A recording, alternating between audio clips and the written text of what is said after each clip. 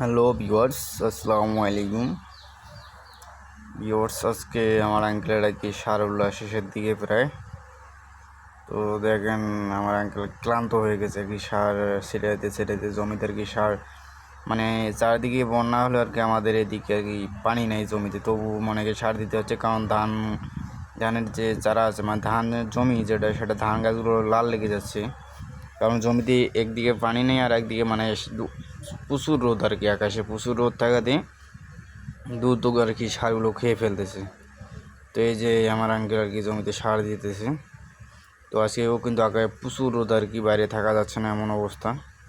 তো যেহেতু ধান গাছ একটু লাল লেগে যাচ্ছে, তো একটু সার আগেই দিতে হবে, কারণ বেশি লাল লেগে গেলে দেখবেন যে ধান গাছ বসে গেছে আর কি, এমন দেখা যাবে, মানে পরবর্তীতে আর ঠিক হবে না।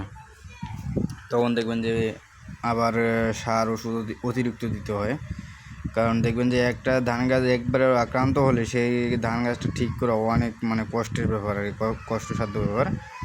তো সেই কারণে এই যে আঙ্কেল আর কি মানে জমিতে পানি নেই তবুও সার দিতেছে, দেখেন সার কিন্তু আটতেছে না আঙ্কেলের।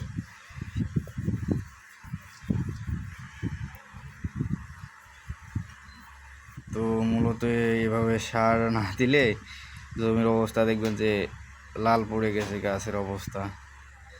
তো আঙ্কেল কিন্তু মানে সার কিন্তু দিতেছে, মানে আনতেছে আবার দিতেছে।